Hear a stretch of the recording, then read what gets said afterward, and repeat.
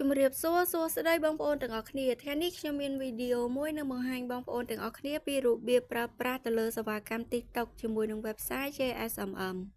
សម្រាប់បងប្អូនដែលចង់បង្កើនចំនួន like ចំនួន comment ចំនួន view ឬក៏ចំនួន follower នៅលើ TikTok បងប្អូនកុំភ្លេចតាមដានវីដេអូមួយនេះពីដើមដល់ចប់គឺធានាថាបងប្អូននឹងឃើញប្រសិទ្ធភាពពិតៗបន្ទាប់ពីបងប្អូនបានធ្វើតាមវិធីនៅក្នុងវីដេអូមួយនេះហើយចំពោះវិធីធ្វើវិញគឺអត់មានអីពិបាកទេបងប្អូនគឺបងប្អូនគ្រាន់តែមាន link វីដេអូ TikTok របស់បងប្អូនអាចបង្កើនចំនួន like ចំនួន comment ចំនួន view ឬក៏ចំនួន follower ផ្សេងទៅតាមតម្រូវការរបស់បងប្អូនបានដោយខ្លួនឯងដោយប្រើពេលត្រឹមតែរយៈពេលខ្លីហើយបើនិយាយអំពីតម្លៃសេវាកម្មវិញគឺបងប្អូនកុំព្រួយបារម្ភខ្លាចតម្លៃសេវាកម្មអាចនឹងថ្លៃអីបងប្អូនដោយសារតែក្នុង website JSMM គឺគ្រប់សេវាកម្មទាំងអស់គឺសុទ្ធតែមានតម្លៃសមរម្យមែនទែនដូច្នេះហើយកុំឲ្យខាតពេលយូរបងប្អូនអាចតាមដានវិធីធ្វើនៅក្នុងវីដេអូមួយនេះជាមួយនឹងនាងខ្ញុំទាំងអស់គ្នាជាដំបូងតម្រូវឲ្យបងប្អូន sign up ឬ sign in ចូលទៅកាន់ website JSMM ជាមុនសិនដើម្បីចូលធ្វើសេវាកម្មក៏ប៉ុន្តែសម្រាប់បងប្អូនដែលជាសមាជិកថ្មីបងប្អូនអាចបង្កើតគណនីមួយដើម្បីចុះឈ្មោះចូលធ្វើសេវាកម្មបានហើយប្រសិនបើបងប្អូនអត់ទាន់ចេះបង្កើតឬក៏អត់ទាន់ចេះពីរបៀបចុះឈ្មោះចូលទេបងប្អូនអាចចុចចូលមើល link ដែលនៅខាងក្រោមវីដេអូមួយនេះបានដើម្បីដឹងពីរបៀបនៃការចុះឈ្មោះចូលនៅពេលដែលបងប្អូនបាន sign up ឬ sign in ចូលទៅកាន់ website ហើយបងប្អូននឹងឃើញមាននៅទម្រង់បែបនេះ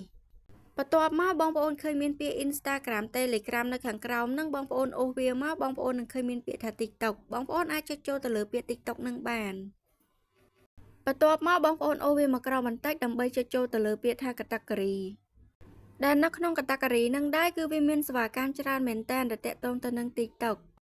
ដែលនៅក្នុង Category ហ្នឹងគឺវាមានសេវាកម្មច្រើនមែនតើដែលតាក់ទងទៅនឹង TikTok គឺវាមានដូចជា TikTok Like TikTok View TikTok Follower TikTok Save TikTok Share TikTok Comment TikTok Story View និង TikTok Live Stream View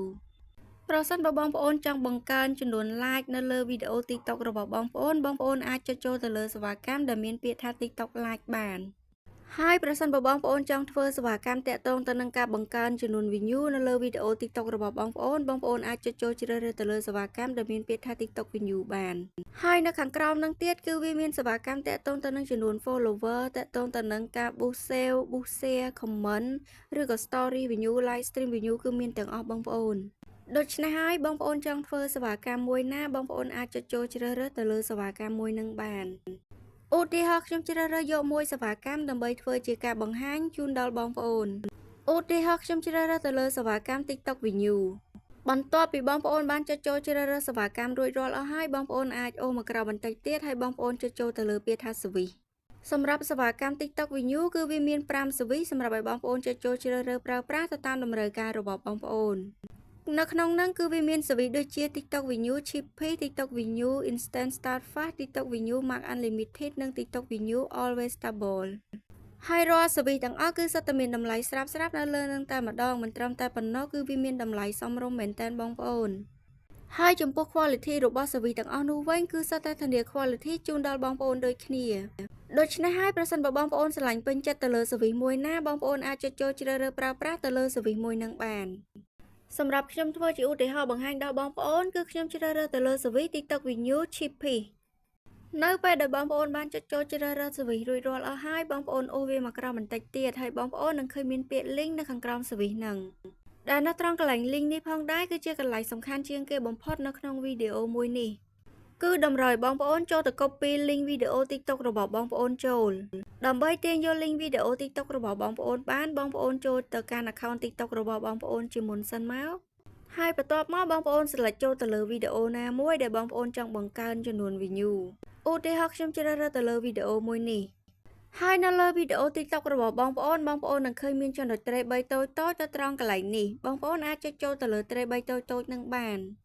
បន្ទាប់មកបងប្អូននឹងឃើញមានពាក្យថា copy link ហើយដើម្បី copy link វីដេអូ TikTok របស់បងប្អូនបានបងប្អូនអាចចុចចូលទៅលើពាក្យ copy link នឹងមកគឺបងប្អូនអាច copy link វីដេអូ TikTok របស់បងប្អូនបានហើយបន្ទាប់ពីបងប្អូនបាន copy link វីដេអូ TikTok របស់បងប្អូនរួចរាល់បងប្អូនអាចចូលទៅកាន់ website យើងវិញដើម្បីផាស link វីដេអូ TikTok ដែលបងប្អូនបាន copy អំបញ្ញមិញចូល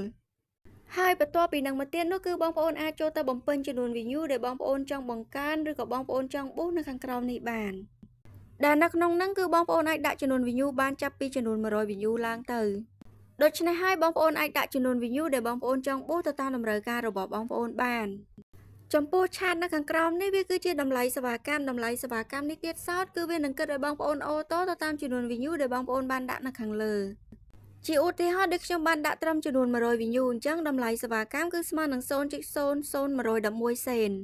ក៏ប៉ុន្តែប្រសិនបើបងប្អូនដាក់ចំនួន view នៅខាងលើនឹងច្រើនជាងនេះបងប្អូននឹងឃើញតម្លៃសេវាកម្មនៅខាងក្រោមនឹងវាអាចនឹងប្រែប្រួលកើនឡើងទៅតាមចំនួន view ដែលបងប្អូនបានដាក់នឹងដូចគ្នាឧបមាថាខ្ញុំបង្កើនចំនួន view នៅខាងលើនឹងពី100មក1000ហើយពី1000មកចំនួន10000អញ្ចឹងបងប្អូននឹងឃើញតម្លៃសេវាកម្មនៅខាងក្រោមនឹងវាប្រែប្រួលកើនឡើងមក 0.111 សេនវិញហើយបើនិយាយអំពីតម្លៃសេវាកម្មវិញគឺដូចដែលបងប្អូនបានឃើញនៅក្នុងវីដេអូមួយនេះអញ្ចឹងចំនួនរហូតដល់ 100000 view តម្លៃសេវាកម្មគឺត្រឹមតែ$1ជាងតែប៉ុណ្ណោះបងប្អូនតម្លៃសេវាកម្មគឺពិតជាពិសេសមែនតើបងប្អូនហើយចំណែកឯរយៈពេល6នាទីដោយដែលបងប្អូនបានឃើញនេះវិញវាគឺជារយៈពេលដំណើរការនៃការបូសចំនួន view នៅលើវីដេអូ TikTok របស់បងប្អូនគឺមានន័យថាបន្ទាប់ពី6នាទីក្រោយនៅពេលដែលបងប្អូនបានចុចចូល submit រួចរាល់បងប្អូននឹងឃើញចំនួន view នៅលើវីដេអូ TikTok របស់បងប្អូនកើនឡើងទៅតាមចំនួន view ដែលបងប្អូនបានបូសក៏ប៉ុន្តែចំពោះរយៈពេលនេះផងដែរវាអាចនឹងយូរជាងនេះតិចតួចទៅតាមសវីដែលបងប្អូនបានចុចចូលជ្រើសរើសនៅខាងលើនឹងដូចគ្នាហើយ description នៅខាងក្រោមនេះវាគឺជា description របស់សវីដែលបងប្អូនបានចុចចូលជ្រើសរើសបងប្អូនអាចចូលទៅអាន description នឹងបានហើយមុនពេលដែលបងប្អូនចុចចូលទៅលើពាក្យថា submit បងប្អូនអាចអូសឡើងលើឡើងវិញដើម្បីពិនិត្យទៀងទាត់ថារាល់សវីទាំងអស់បងប្អូនបានចុចចូលជ្រើសរើសបានត្រឹមត្រូវជាពិសេសគឺ link វីដេអូ TikTok របស់បងប្អូនបានបំពេញបានត្រឹមត្រូវប្រសិនបើបងប្អូនជ្រើសរើសក៏ដូចជាបំពេញបានត្រឹមត្រូវអស់ហើយបងប្អូនអាចចុចចូលទៅលើពាក្យថា submit នៅខាងក្រោមនេះបាននៅពេលដែលបងប្អូនបានចុចចូល submit រួចរាល់បងប្អូននឹងឃើញមានពាក្យថា your order received ដែលវាដូចជាវិក្កយបត្រមួយបញ្ជាក់ប្រាប់បងប្អូនថាបងប្អូនបានចុចចូលធ្វើសេវាកម្មមួយនឹងដោយជោគជ័យហើយនៅខាងក្រោមហ្នឹងក៏មានការបញ្ជាក់ឡើងវិញទាំងអស់រាល់សេវីដែលបងប្អូនបានចុចចូលជ្រើសរើសក៏ដូចជា link TikTok របស់បងប្អូនចំនួន view ដែលបងប្អូនបានបូសនិងតម្លៃសេវាកម្មទាំងអស់ដែលបងប្អូនត្រូវចំណាយ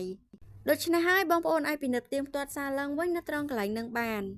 ហើយចំពោះរយៈពេលរងចាំដូចខ្ញុំបានបញ្ជាក់ប្រាប់បងប្អូននៅខាងលើនឹងអញ្ចឹងគឺបងប្អូនអាចរងចាំរយៈពេល6នាទីឬក៏យូរជាងនេះតិចតួចទៅតាមសវីដែលបងប្អូនបានចុចចូលជ្រើសរើសនោះបងប្អូននឹងឃើញចំនួន view នៅលើវីដេអូ TikTok របស់បងប្អូនកើនឡើងទៅតាមចំនួន view ដែលបងប្អូនបានបូសក៏ប៉ុន្តែអត់តម្រូវបងប្អូនរងចាំនៅក្នុង website នឹងទេគឺបងប្អូនអាចចុចចេញពី website នឹងវិញបានហើយសម្រាប់ការប្រើប្រាស់ទៅលើសេវាកម្ម TikTok ផ្សេងៗជាមួយនឹង website JSMM គឺមានតែប៉ុណ្្នឹងទេបងប្អូនវិធីធ្វើគឺងាយៗមែនតើ